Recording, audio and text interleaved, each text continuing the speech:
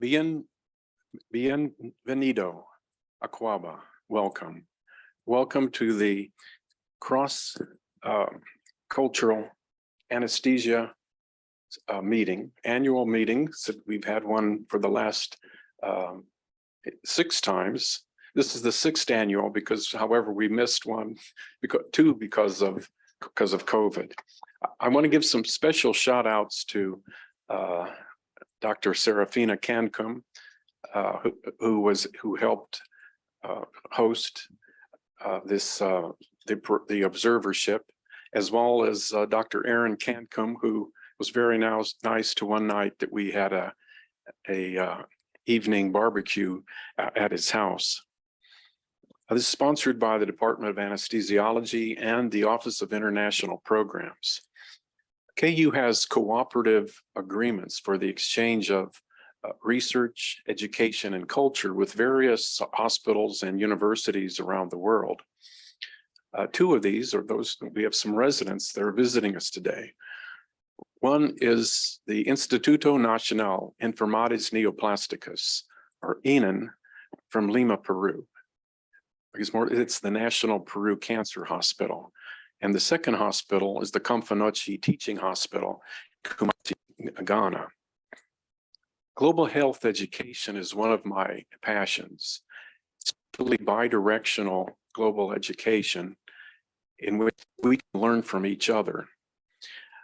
And in that, I started the International Education Support Fund, and part of that is the COVAC Observership Award. My first interest in global health started in 2015 when I visited Lima, Peru at INEN. And a key individual I met there, it was Dr. Juan Urquizo. He invited me to come over and teach a day, a week, a month. I took him up on that and then continued, and except for COVID, I've been there every year. Recording in progress. And I'd have to say it's important in each of the individuals that we have relationships. In Peru, Dr. Juan Urquizo. In Ghana, it's Dr. Alfred Adu. They serve as the Office of International Programs, essentially, in those countries and for those hospitals. One thing I would like to say is hello to our colleagues in Ghana and Peru. Peru is in the same time zone as Kansas City. Ghana is 5 hours ahead of us. And because of that, I thought that it would be good for our first speaker from Ghana to talk. What I'd like to say is that to get this award, it's a competitive award. And essentially, I consider it the best of their best residents. Many of the residents that have come over here as observerships are now faculty in those institutions. Our first speaker is Dr. Samuel, I have to say this, Asidu Coranto. And he is from Confanochi Teaching Hospital in Kumasi, Ghana.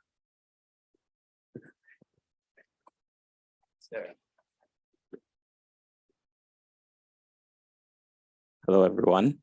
It's a good evening everywhere. Yeah. And thanks for coming. Yeah.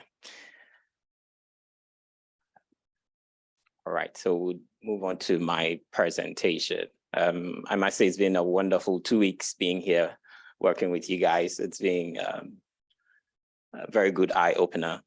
We had a couple of faculty work with us and then teach us a couple of things. So we're very grateful. Thank you so much.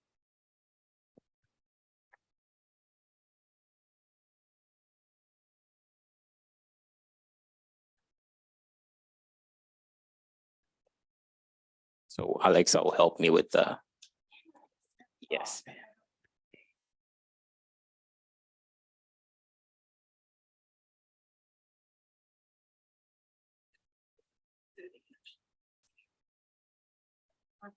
No,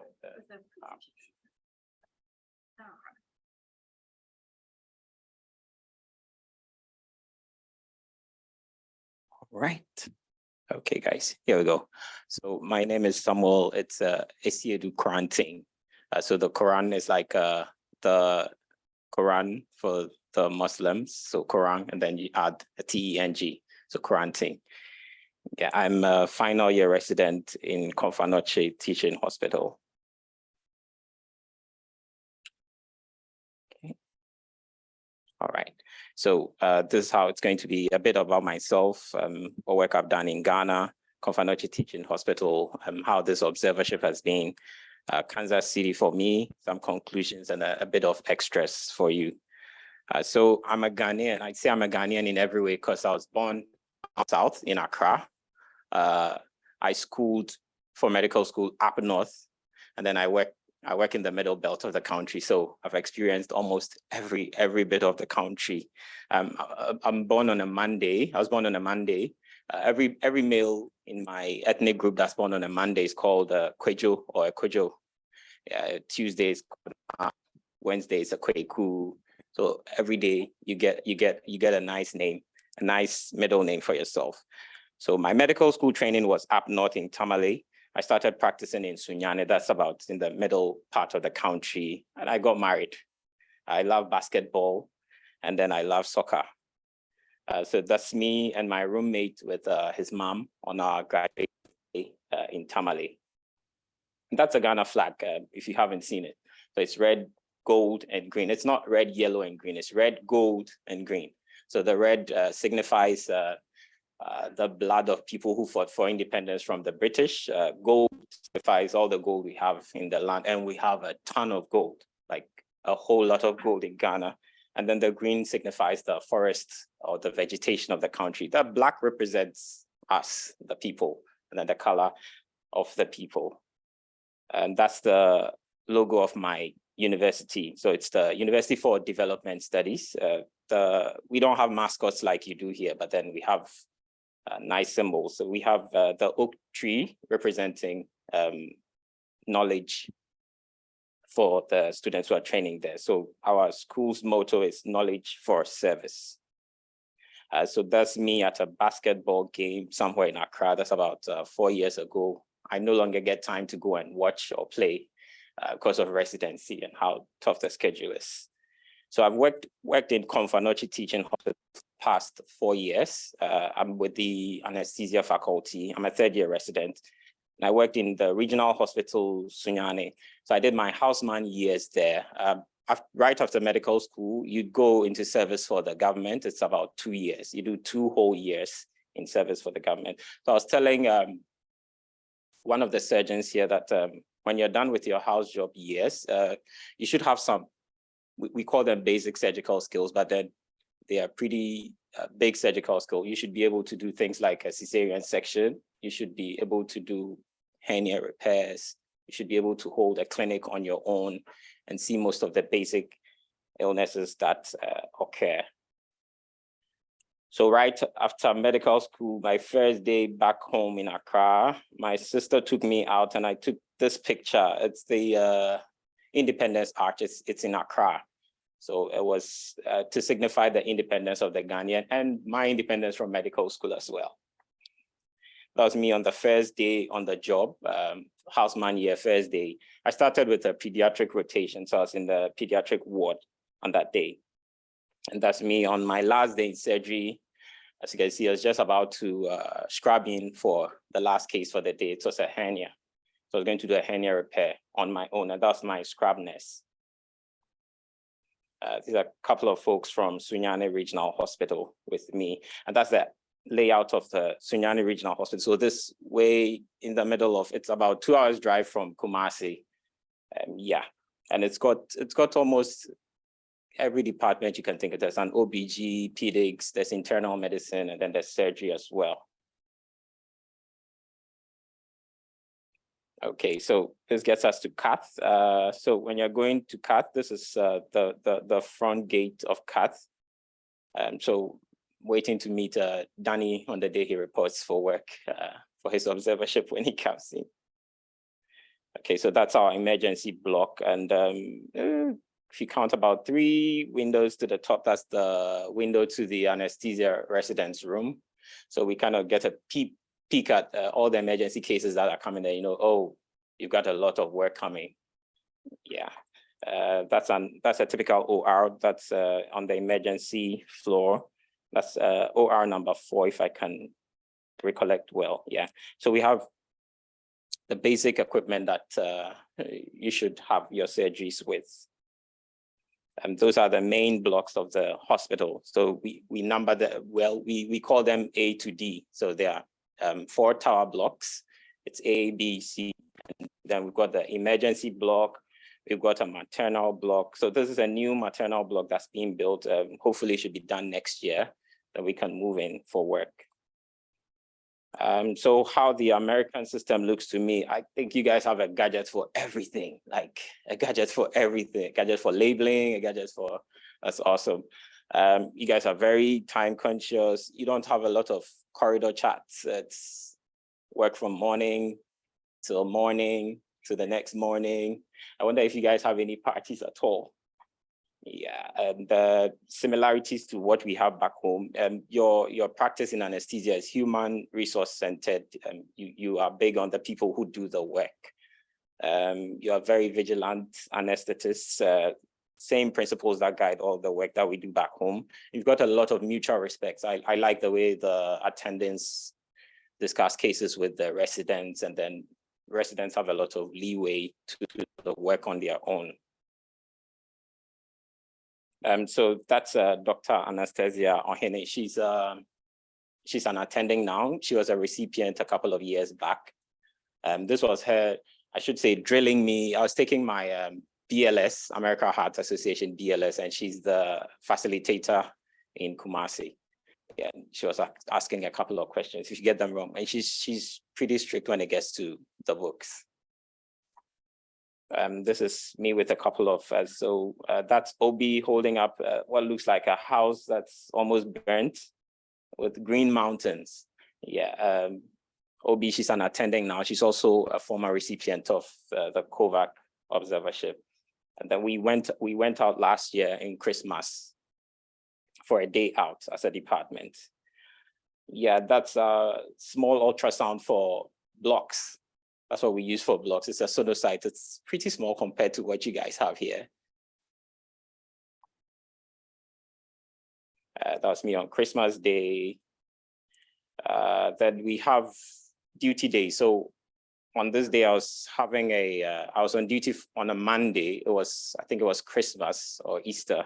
I've forgotten. But then our attendant decided that all the males who were in the group, you cook a meal and then bring it, and all the ladies enjoyed. So there were about 5 guys. We cooked different things. I cooked something called ampesi. It's boiled yam, and then you have it with sort of a tomato garden eggs scrambled together with a bit of salt and then pepper. We like our food very spicy. Okay, so experiencing KU. So I had a day with Dr. Lacamp, and I was really impressed with how he works. He's super amazing. Like the way he talks to all his patients, even though they are in coma and they can't respond. But then he goes, hey, good morning. I'm going to touch you here. I'm going to move that arm. And that was something I think I'd like to send back home to work with. And then I met Dr. Leslie Sheldon. Very cool. He's really cool. It was nice working with Tate, and then a couple of the other residents as well. And then Dr. Sarafina, that's Kofi's mom. She's got so much knowledge. I was in clinic with her today. It was super, super, super awesome. And then your CRNAs work well with the anesthesiologist here.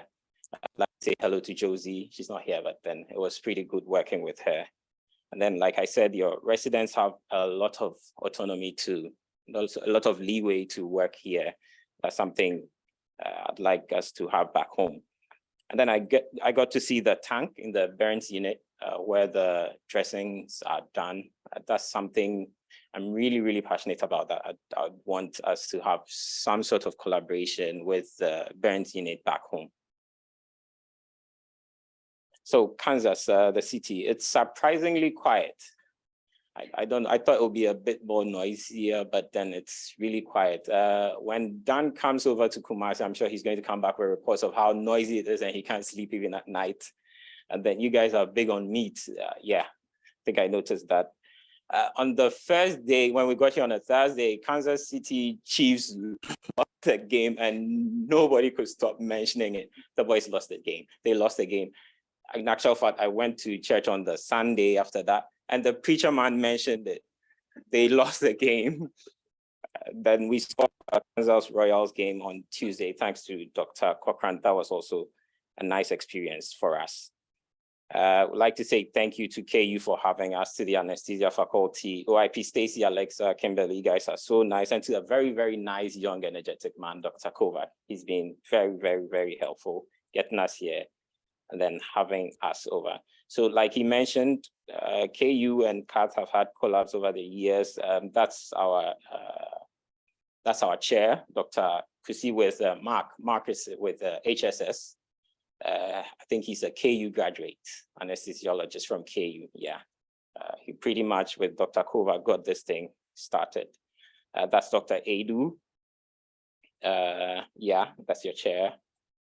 And these were a couple of my attendants who have already been here. That's Irene, and then Sophie with a couple of the guys from Peru, and there's Dr. Sarafina as well. This was me at a PAL session. Like I said, Dr. Anastasia Ohene was a facilitator in Kumasi, and then I got my PALS training last year, certified from AHA. Who knows what World Ether Day is? The residents? Anyone? Somebody? Everybody? Anyone? World Ether Day. Okay, so that's World Anesthesia Day. It's done every 16th October, but then it's to commemorate 16th October 1846, first successful demonstration of diethyl ether as an anesthetic agent by William T. Morton. It took place in an operating theater that's in Harvard now. It's known as the Ether Dome. You should take a trip up there one of these days. So we are big on it back home in Ghana. This is our attending. She came last year for the KU observership. That's Sophie. She was on TV talking about anesthesia and then all that it has to do for patients. And then we cut a cake almost every year. Last year we did not, last 2 years we did. Yeah, so we are really big on World Anesthesia Day. All right, then I'd like to say thank you for coming. Thank you for having us. God bless you and stay healthy. Bye-bye.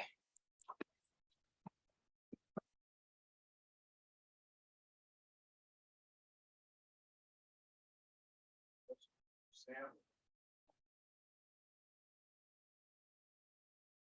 One thing is interesting, I thought too, it'd be nice if we can incorporate, they really celebrate Ether Day.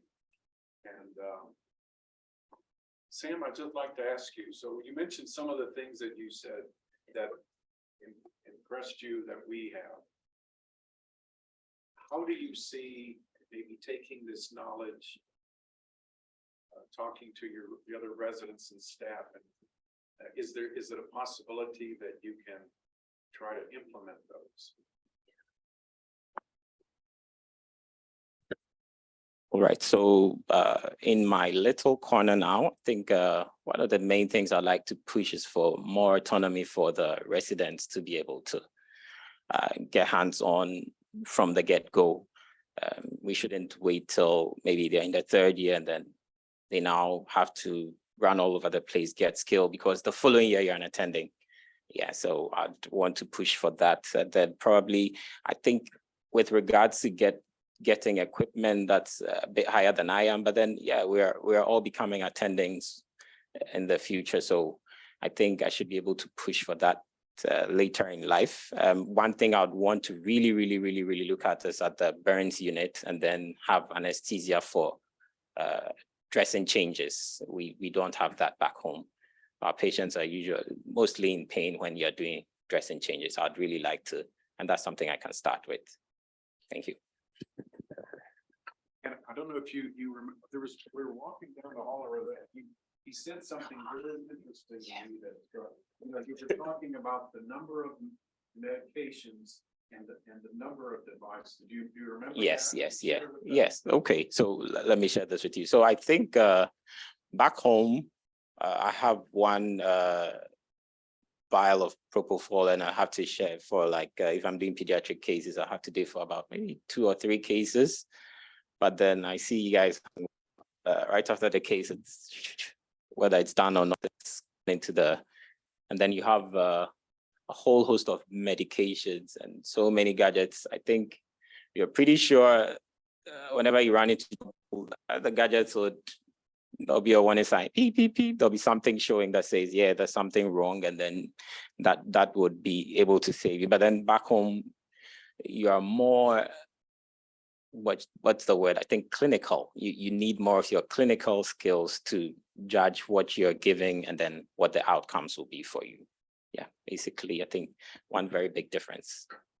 So is it that maybe we have a lot of medications and we use more? I think And you get into trouble more, but we have now. you've got a nice backup. trying to get out of it. And is it, do you think, the impression I got is that perhaps in your country, even in Peru, they use more physical diagnosis skills. Yeah. And making decisions. Yeah. Because they don't have the laboratory. Yeah. Things to help. Yeah, so I think I'll agree with that. For example, I don't have an art line for almost every case that we are doing. It's just for a couple of the cases. So, but then you do, and then you see blood pressure in real time. And therefore you can quickly adjust medications and then do interventions. But then we would have to do clinical sort of check the pulse, do a pulse volume check, look at the ECG tracing, get readings from that, and then interventions. Yeah, I think that would be a big difference. Yeah. So what type of anesthesiologist do you think you might be after you graduate? Okay, so for fellowship, I was looking at very 2 different areas, either going into pain or critical care. I got here thinking one thing was going to make me pick, but then, so I met Dr. Lacamp and I was like, yeah, I think I'm going to do critical care. Then I meet Sarafina and I'm like, she's amazing. So Dr. Kovac, I think I still have a year to probably figure this out.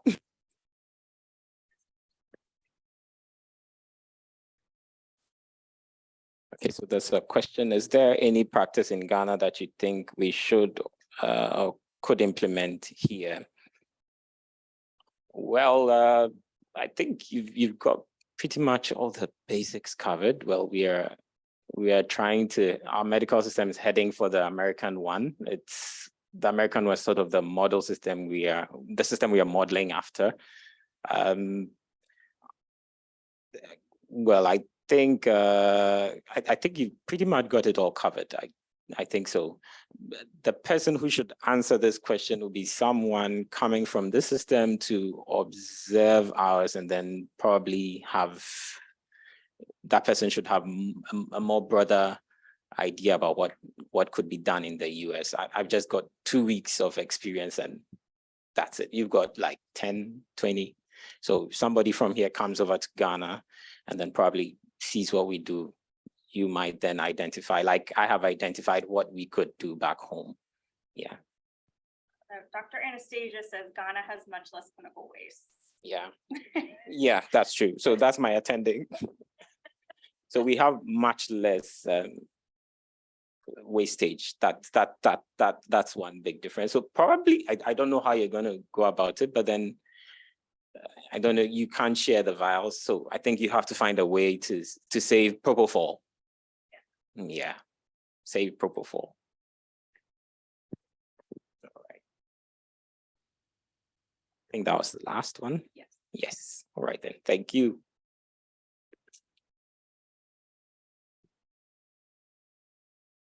The one sign I really think is interesting is when you leave cath, you see, bye-bye, stay healthy. Well, next I'd like to introduce Dr. Aki Vizcara from ENAN, the National Peru Cancer Hospital. Hey, good afternoon. So, yeah, that's okay. So my name is Saki Vizcarra. I am a third-year resident at INAM. And today I'm talking about me, about my hospital, about Peru. So that's me. I was 3 years old in that photos. I was born in Peru in 1994 in Lima. And actually I'm 28 years old now, almost 29. Those are my parents. She's my mom, she's Laura, he's my father, his name is Juan, and he's my brother. He's 36 years old now, he's an engineer. And this is my country. So we are next to Ecuador, Colombia, Brazil, Bolivia, Chile. We have 3 important regions there: the coast, where Lima is, near the Pacific Ocean. Then we have the mountains, where Cusco is. So I think everybody knows Peru because of Machu Picchu. So there it is. And then we have the jungle. It's like we have different cultures. We have different types of food and weather. Also that is represented in our flag. This is our Peruvian flag. So I'm gonna tell you why we choose those colors. So there are some legends about it. So I'm just gonna share 2 with you. The first one is that we have a hero called José San Martín. He was a Peruvian hero. So he was resting under a tree, and then he started dreaming about a Peruvian bird. It's like a Peruvian Flemish. It's called marijuana. Her wings are red and her chest is white. And so when he woke up, he said like, it's awesome. So yes, we're gonna put those colors to our flags. And the other reason is that the red represent the blood drawn by our Peruvian soldiers, and the white represent the freedom, the social justice for our people. And as you can see in the middle, that's our shield. So it represents the 3 kingdoms we have in our country. The animal kingdom is represented by a vicuña. It's a Peruvian animal. Then we have the vegetal kingdom. It's a quina tree. It's not quinoa, it's quina, and it's in Ayacucho. So it's important for us. And then under both of them, we have a cornucopia that represents our mineral kingdom. So it's important for us. So then after kindergarten, we start elementary school for 6 years, and then we go to high school for 5 years. So that's me with a friend. So I used to sing a lot, and I used to play basketball a lot. My school name was Claretiano. It's a Catholic school. It's in Lima. And so as you can see, those photos are in the same month, but in different year. So it's the 28th of July. So it's our Independence Day.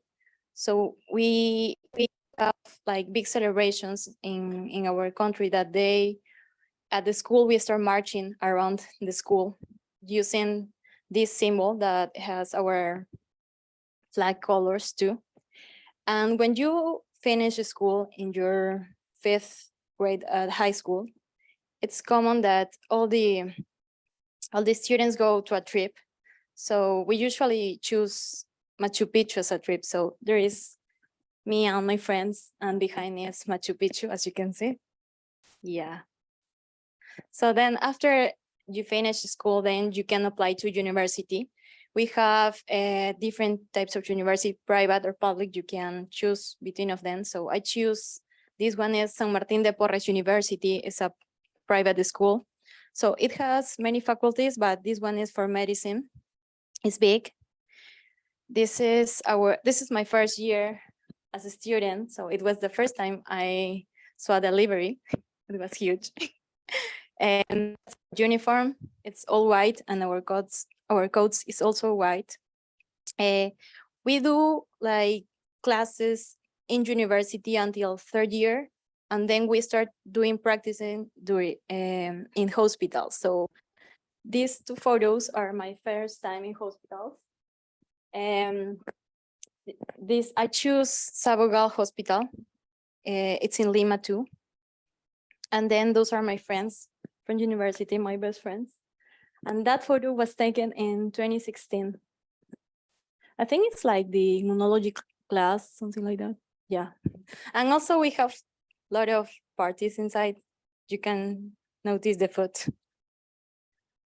And well, so all this takes 6 years. And in your last year in med school, you do an internship. So you can choose a hospital depending on your grade. So I choose INEM when I was in my internship.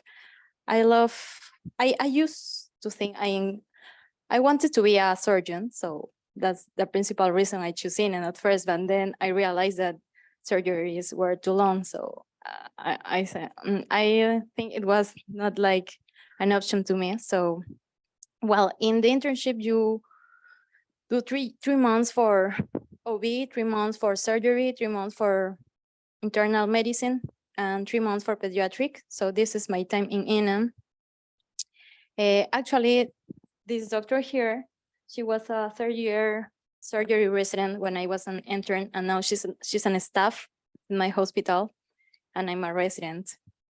And that photo is my last day in internship with the CEO in those times. And after you finish internship, you graduate yourself as so here you had like MD. So we have like medical surgeons. That's our title goes. So that's my mom here with me. The other photo is my whole family, and here we're having lunch, and that's my degree here. After that, we have to work for the government for a year in Luan village, like far village. So that was me. It calls SERUMS, Servicio Rural Urbano. And you have to work for a year then. So those centers, medical centers are far from the city, and also have like not much equipment for work, so it's hard.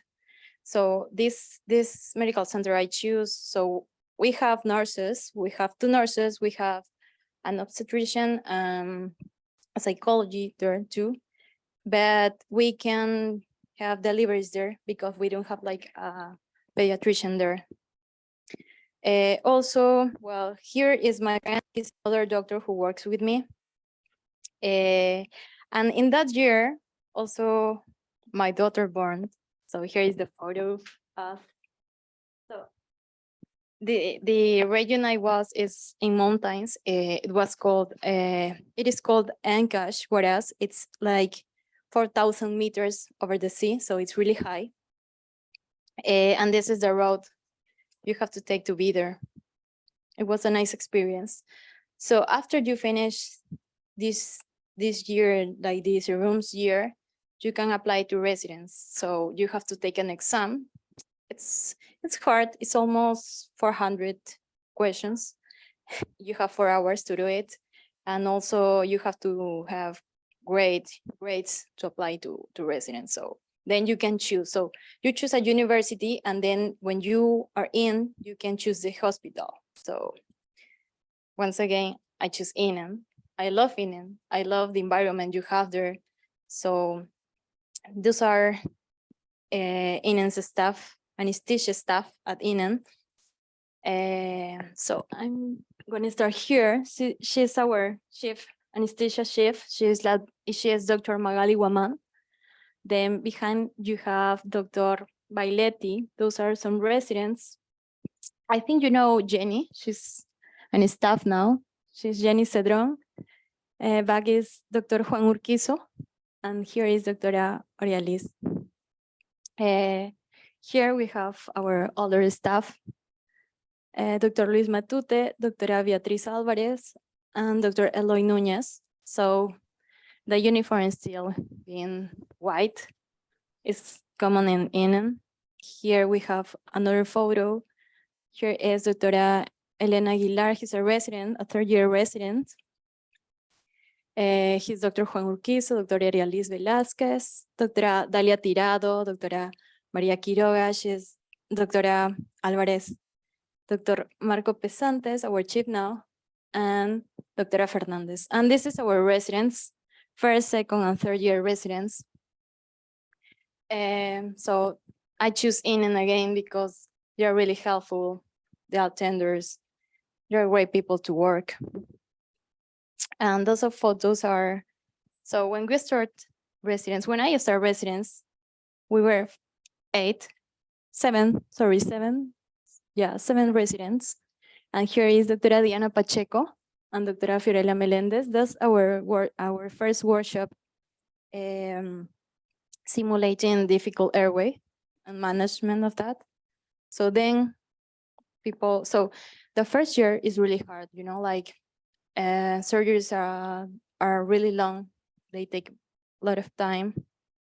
So you have to do hard work. And by the end, we are just 5. So this is Edgar Cruz, is our resident chief. She's Karen Castillo, Karen Tantalian, me, and Isabela Garcia. This photo was in first year, second year, and third year of residence. So this is my hospital. We have 2 buildings. This is the principal building. In the first floor, we have the main entrance, admissions, MRI, CT, preoperative assessment rooms, laboratory, pathology, cardiac assessment rooms, central pharmacy, medical offices, the library, and radiotherapy. In the second floor is OR for major surgeries. Our PACU is there, and some medical office too. In the third floor is ICU, teenagers floor. In the fourth floor is ICU 2 with oncological medicine floor. And 5, 7 are for surgery and medicine, and the set is for pediatrics. So these are some photos for our principal building. This here is our pre-anesthesia room. So we don't do procedures there, just a little interview with a patient. We look up the assessment. Also, we can do like a quick assessment of the airway. We just wait until the surgeon arrives, and then we go to OR. Here are our PACU. So we have 15 beds and 2 for isolated patients. And those looks are our waiting rooms for us. Yeah, he's a resident, a third-year resident, anesthesia. So this is our new tower. We call them the new tower because it's new. It has 3 years. So in the basement, we have nuclear medicine, so we can do some sedations there. In the first floor, we have palliative medicine and pain therapy. And also it's separated from our department, okay? There are 2 departments of that. In the third floor, we have pneumology offices, pneumological procedures offices, gastroenterology offices, and gastroenterological procedures. So we can do some sedations there too. And the fourth floor is OR for minor surgeries and our PACU. And then the other important floor for us is the 9th floor. We have some sedations there for pediatric and adult procedures. So it's new, it's all new, you can see. So both of them are the 3rd floor for pneumological procedures. We have ventilators then. Also we have a PACU there. This is the 4th floor pre-anesthesia room. We don't do procedures there. And this is our OR. It's really complete. As you can see, we have a ventilator there. So the reason we don't do major surgeries is because we don't have ICU in that building. And our pharmacy is little too, is smaller too. And so that's what I want to share with you is what our residents have to do in NN. So we arrive really early before 6 a.m. because our schedule, we usually have 25 to 26 surgeries, major surgeries per day. We just have 10 ORs. So the first year resident have to do this. This is our table, our work table. So we use propofol for general, fentanyl, and rocuronium. Those are our syringe. We use markers to write on them to do the levels. Then we have atropine here, dexamethasone there in the middle. So it's all in order.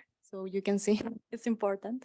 Then we have metamizole here, ondansetron and ranitidine. We use those tubes. Those are our Gödel tubes upstairs. And the electrodes here. So that's the way they use to do it. Then after that, we have academic presentations. Every day, the residents do a presentation for us for an hour. And then we go to pre-anesthesia room and go into OR. Also, we have those workshops, as you can see. So when I just started my residence at 4 years, we don't do so much as we do now. I mean, we don't usually do vlogs. Actually, we are doing those, but before we didn't used to do that. We are using more IV anesthesia, more regional anesthesia, because it's a cancer hospital, so it's better for them. So this is our pre-operative assessment. We have to write everything. So this is our ventilator here. And I put this picture because I think it's important. And I think it's something that only happens in INEM. So the first year resident have to do all of this, have to do all those celebrations here. So all the birthday, we just made this small meeting for them. So it's something important for us. So those are some examples of our surgeries and our anesthesia management we have there. This is a thorax surgery. So we usually have big tumors, this thorax tumor, a thoracic tumor. So there's the surgery. We start doing, as I told you, more IV anesthesia. So we have the total control infusion systems we use for propofol, for remifentanil. Those are the maintenance doses. We are using more Precedex there too. We usually use the VIS. This is our ventilator. So we use like protective lung ventilation, and that's the tumor. It was big. This is a liver surgery. It was like a really huge tumor. So we start doing the ERAS for liver surgery, and we use epidural at first. He was my first year resident doing the procedure. Then we use IV anesthesia, as you can see. Those are the doses. Also, we use tranexamic acid in infusion. We use magnesium sulfate in infusion, and noradrenaline if we need it. So then we have orthopedics. So this is our ultrasound. The sonocyte is the same as someone have in Ghana. This is our third year resident doing the procedure. We use IV for the block. We use so he can resist the pain, and then we use for maintenance just to be quiet. This is the surgery. He was always stable there. And this is our neurosurgery. How we do it. We start doing some scalp blocks with a bit of sedation here with remifentanil and dexmedetomidine. in low doses. Then we use these doses to the induction until we have like a 45 on the V's. And we use an LMA. We have the IGEL LMA. After the craniotomy is done, we start waking up the patient. We use those doses or the one we use when the patient was during surgery but awake. This one is like 0.1 for Presidex, 0.5 for remifentanil and no propofol, and with the scalp block. He went well. And by the time the surgeons start closing, so we just put some propofol, dexmedetomidine, and remifentanil like again, but just for sedations. And that's all. Thank you.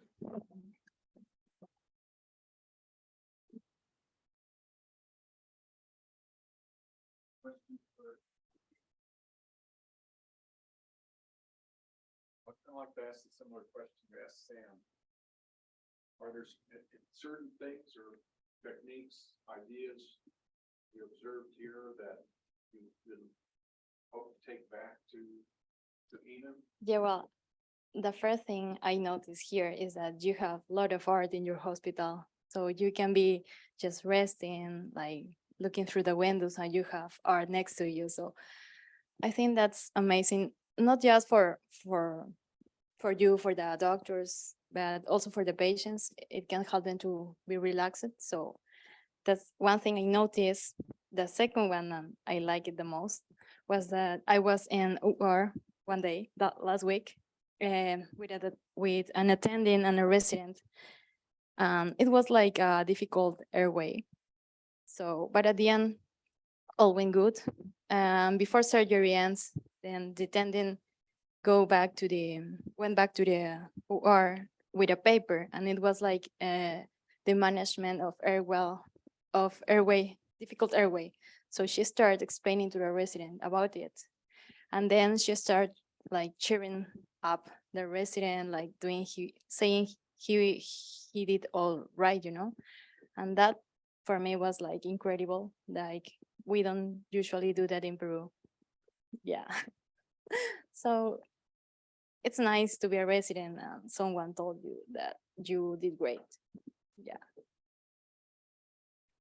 So I have two questions. Yeah. You said you'd like to stay at Enum. Yeah.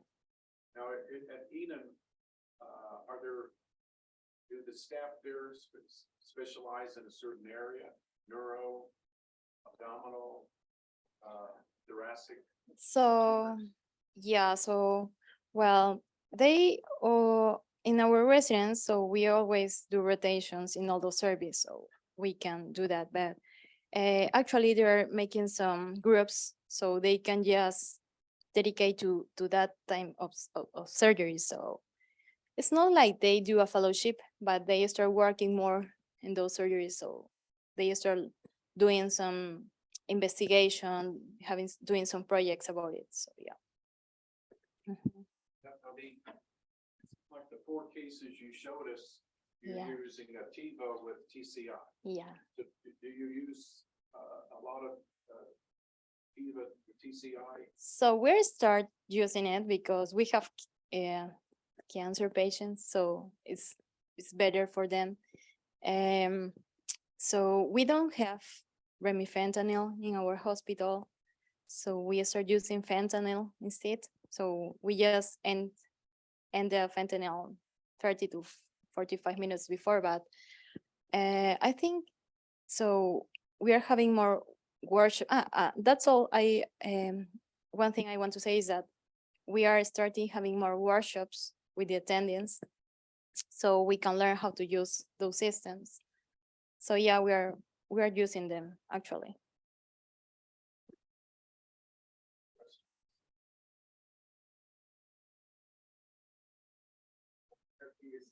I hope perhaps next year we can start going back to Enum and Lima, and we can visit all our friends there. Yeah. We Thank hope you very can. much. Thank you.